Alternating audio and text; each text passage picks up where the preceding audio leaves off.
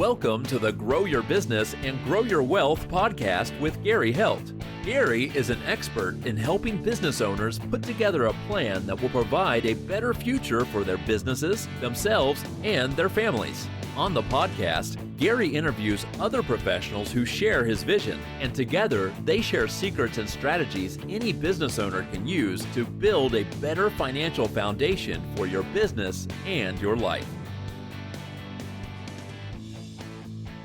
Welcome back to the podcast. This week our guest is Chris Barber, who is the CEO and founder of Cheaper Than A Geek. Welcome, Chris. Hey, thank you for having me, Gary. So, Chris, what is it about IT that gets you excited? What made you get into it?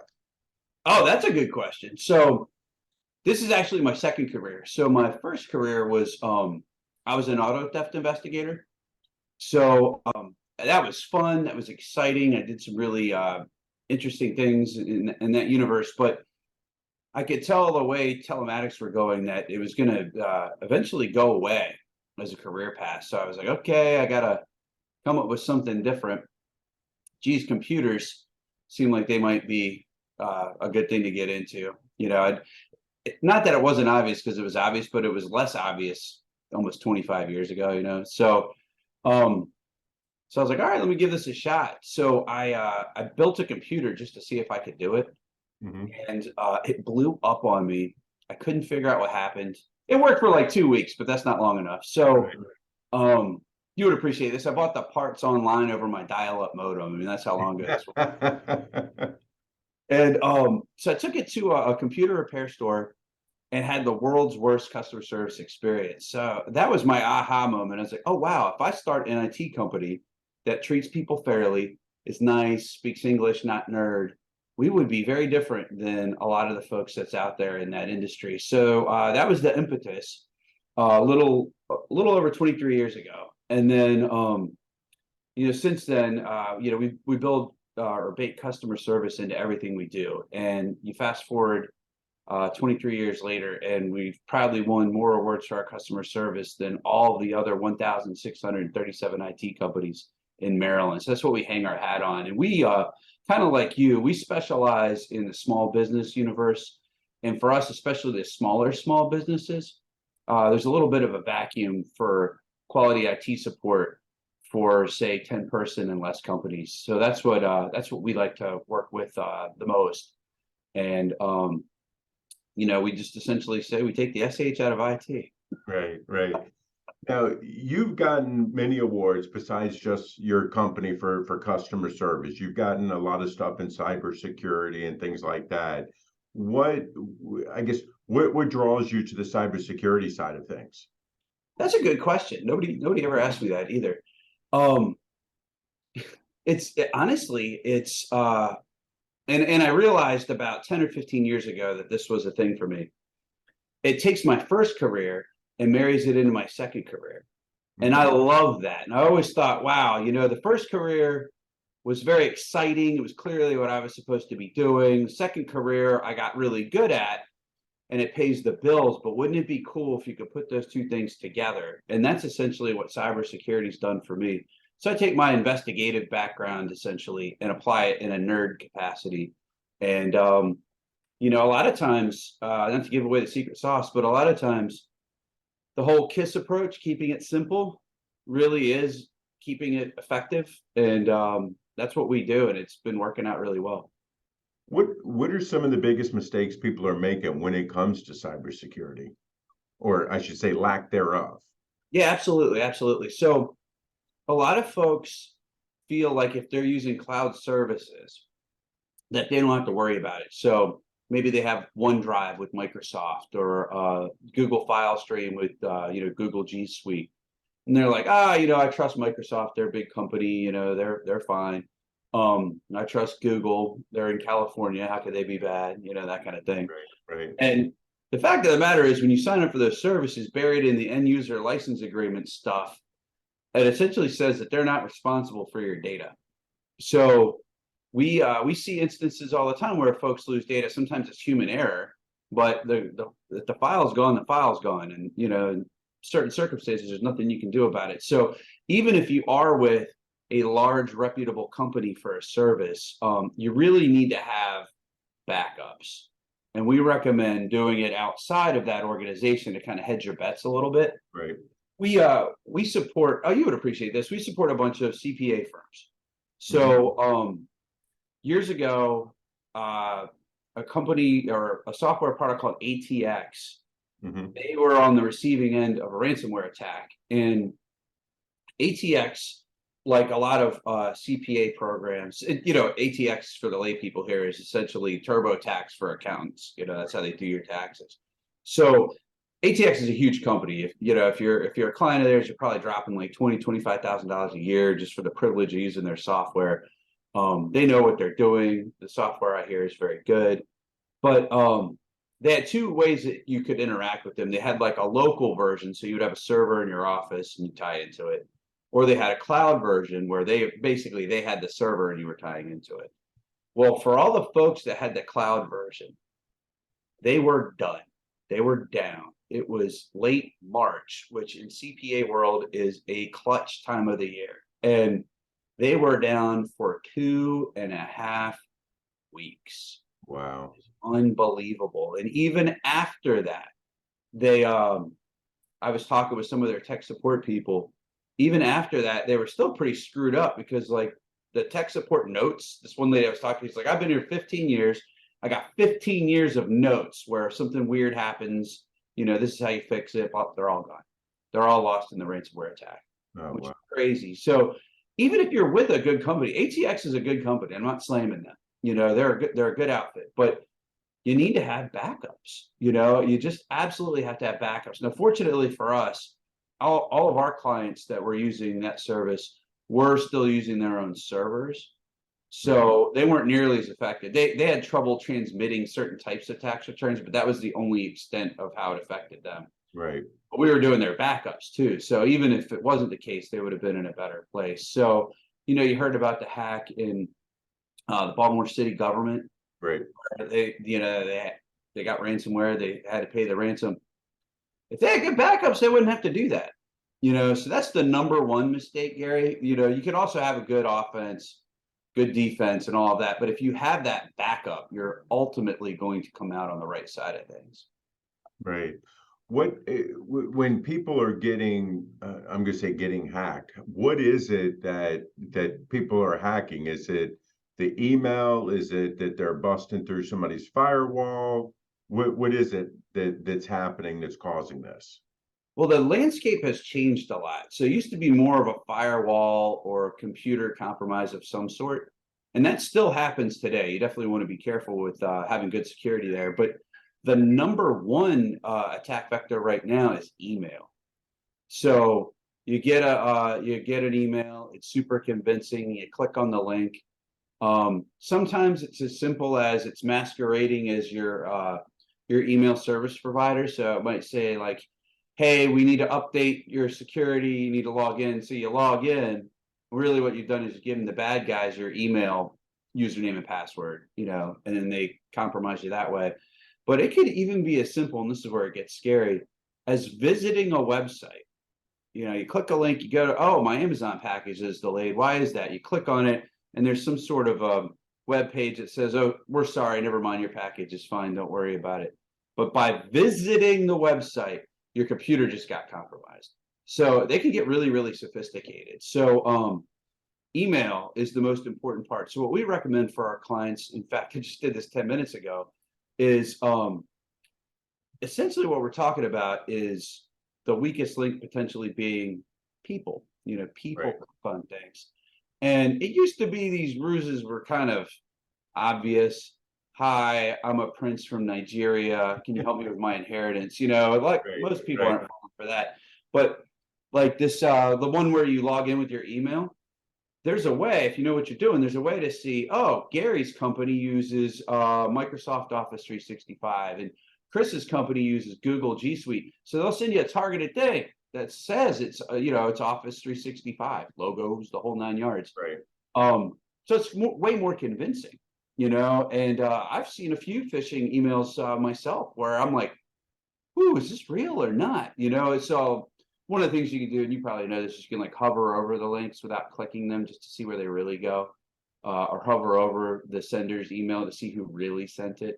But the other day, I'll tell you what, the other day, it's about 2 months ago actually, I got a phishing email supposedly from our website hosting company.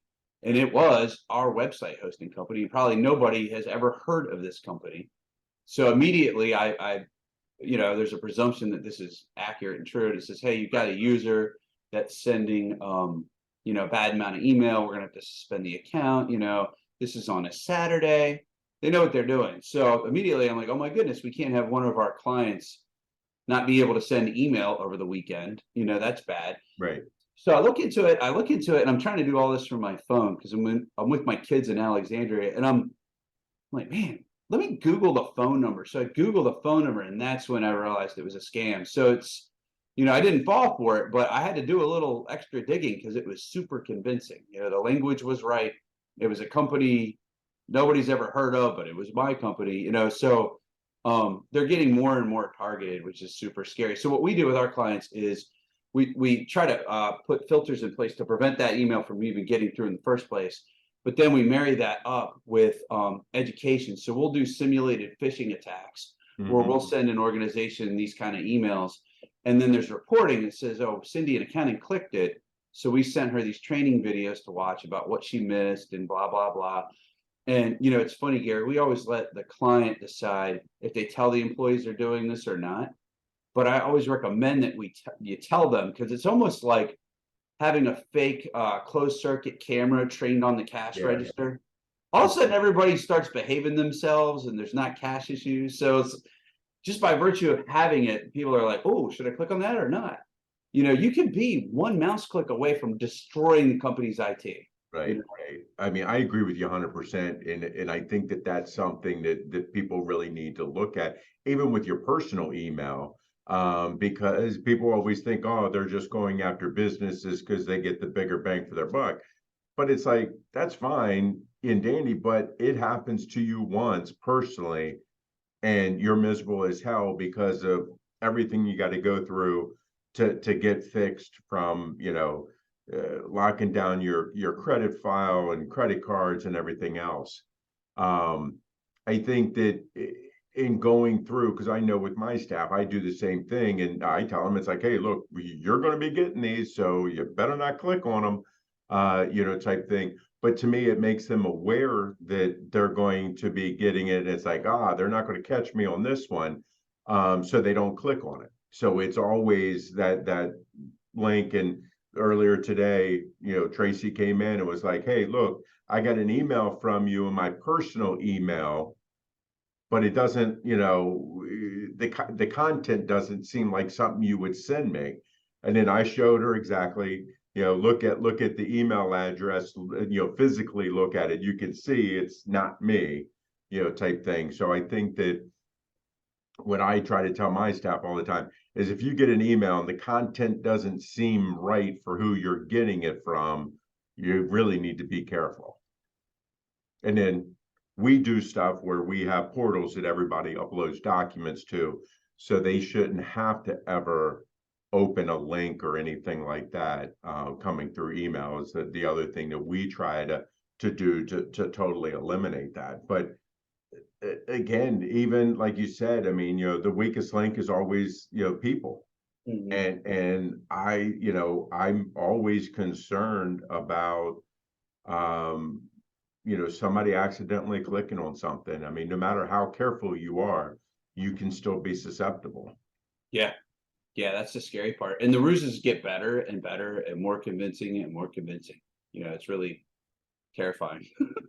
So one of the takeaways I'm getting from you is, hey, whoever your email provider or your IT solution company is, have them do this, phishing emails, just to check your people, and then make sure that they have some type of a training program that they can send stuff to your employees to make sure that they're making sure that everything is invulnerable. Exactly. You're 100% right. So when it comes to, firewalls and things like that, most companies have, Wi-Fi besides the hardwire, they have Wi-Fi in their office. How, our policy is in here, we don't give anybody our Wi-Fi besides the employees. But how can we protect that more? Or is there a way to make sure, because I'm sure there's companies out there that are just sitting there beating on your firewall and you're not going to know it, or at least I'm not going to know it unless somebody tells me. Exactly. So if you or whatever company has the budget, like in a perfect world, you'd get a firewall from a company like ours where we can see these kind of attacks and tell you what's going on and move you over. And sometimes it's funny. Sometimes if you're aware of the attack, which you have to have equipment like ours, but if you're aware of the attack's taking place, just changing the IP address of the network sometimes fixes the problem. So the fix isn't always expensive or complicated. You just need to know that you need a fix because you're being attacked.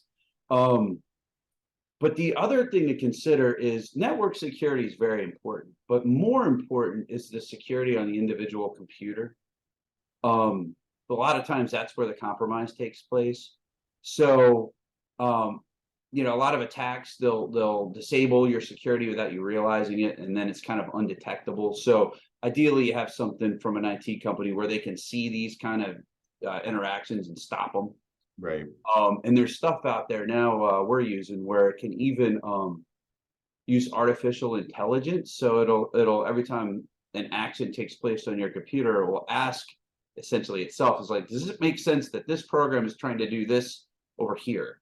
Does that make sense? Because a lot of times, most people don't realize this, but the way virus protection works is a little antiquated. It basically, computer can't tell the difference between, say, a virus and a Microsoft Word document. It's just a thing that gets executed. So the way antivirus software works is once security researchers identify, oh, this thing over here is a virus, here's what its VIN number is, now every time you see that VIN number, you need to stop it. When you do security that way, then there's a period of time where that thing is running amok and nobody knows about it, which is terrifying. So ideally you would have something like this artificial intelligence thing I'm talking about, where like it can kind of intercept these what we call 0-day exploits, like things we don't even know exist yet. And then another way you can do things, but a lot of folks push back because it can cause a lot of problems, is you can essentially operate in a zero trust environment. Mm-hmm. So that basically means everything that runs on your computer had to be approved. Right. So in some instances, it's not a big deal. Your front desk person does these 7 things. We whitelist those 7 things. And if she tries to do thing number 8, it won't happen, Right. But, we're all here to work and get a job done. Some people find that, if you have to add an 8th one, it takes it might take 10 minutes. But that's, I think that's a really great idea. I mean, because I don't know what my employees are adding onto their computers and stuff like that. And it may be something that I don't want on the computer for many different reasons. But if, we don't have somebody like you who's telling us, hey, your employee added something, or having this whitelist that won't allow them to add it, it's makes it a little bit more difficult for things to be compromised. Very true. Yeah, it's effective. Zero trust is effective. It's kind of like we recommend multi-factor authentication. Yep. Everything that supports it, because it just makes it so much harder. Doesn't make you hacker proof. It just makes you a lot more hacker resistant. Right. And you just gotta have that kind of stuff in place, or they're gonna get you. You know what I mean? It's just that simple. That 0-day stuff is one of a million ways that helps make you so much safer. Right. Now, how often are you giving your clients these reports, or you're meeting with the clients or whatever? How often do you do that? It's typically monthly. We have a handful of clients that like weekly, but it's been my experience, most clients are like, why are you sending me something every week? Is everything okay? Okay, thanks. Right. And honestly, the way our reporting works is I can't see the open rate like you can in like a constant contact thing. We just send it out and hope they read it. I bet half of them aren't even reading it. Right. But that's fine. I mean, we're doing our thing. It's just a way for them to see what we've been up to. It's funny. We got most of our clients. We just charge automatically, the first of every month. But we have a few clients that prefer to pay annually. Right. And I don't know why they do it, to be honest with you, because I wouldn't pay for anything annually if I could help it. But it's funny. It's 4 or 5 times now I've called an annual customer and I'm like, hey, Jason, it's Chris from Cheaper Than A Geek. Believe it or not, it's renewal time. We hope to sign up for another year. Here's what the rate is. And they'll go, oh, I don't know, Chris. Nothing's really happened in the last year. Yeah, we're signing back up. Right. Exactly. For us is nothing happens. Right. I mean, I think it's one of those things that if our IT person is not telling us that something's going on, then all is good. But I guess that reality is that shouldn't be acceptable to you. You should be expecting to have some type of a report or phone call or something on a regular basis to just kind of say, hey, your equipment's getting outdated, or this person is spending a whole lot of time on social media or whatever. Because I guess social media is another way that your system would be compromised. I guess at a bare minimum, how often should somebody be hearing from their IT person? It's kind of a little subjective, to be fair, but I think the talking heads in my industry that say QBRs are a good idea. We call them quarterly business reviews. So once a quarter, you sit down with the client and say, hey, here's what we've been up to. Here's what we're seeing. Is anybody going down to accounting because the accounting department is going haywire with Facebook? You know what I mean? Right. That kind of stuff. And then this is my favorite part. What do you guys got coming up? What are you working on? Blah, blah, blah. Because I can't tell you many times a client will call in like, hey, we need you to help us with our firewall. The new phone people are here and we're having all kinds of trouble. And we were like, the new phone people? Right. People, so we're like the last thing people think of.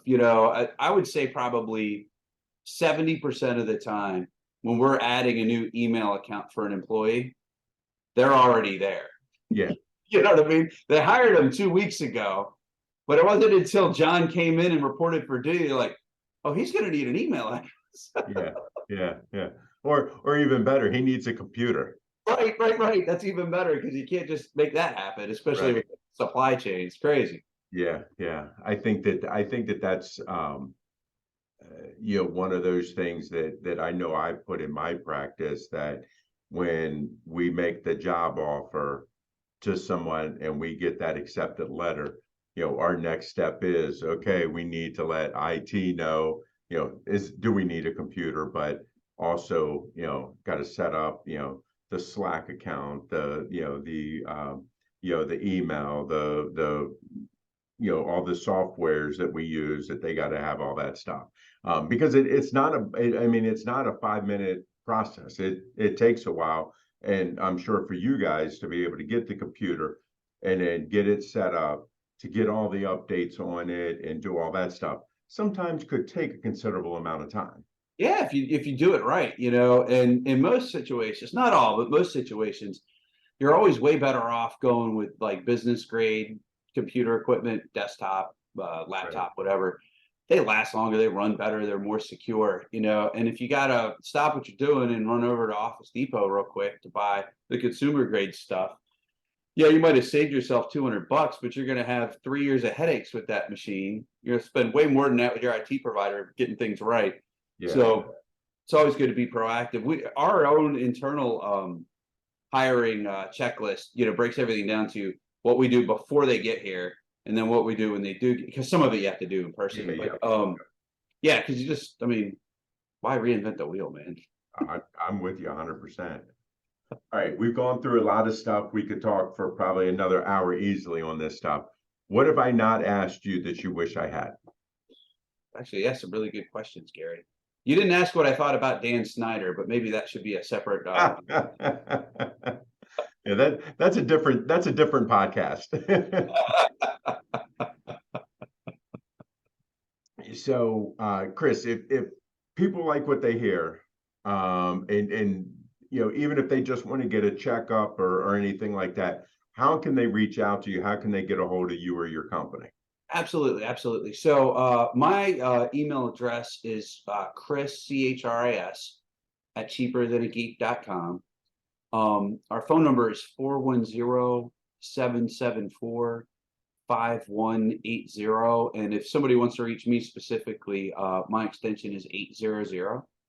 And depending on what the small business needs, a lot of times there's a free assessment we can do to try to figure that out for them. So a lot of times, the prospective client knows they need something, but they don't know what they need. So, we'll talk to them, kind of get a handle on what they're doing and then how to best protect them. Every business is a little different. So a lot of IT companies have this like set of offerings and you either get into that bucket or you don't. Right. But our whole thing is customer service. So you got to kind of tailor each thing to what the people really need. And, that approach oftentimes doesn't make us as much money as our competitors, but our retention is very, very good, so that's kind of what we hang our hat on. Great.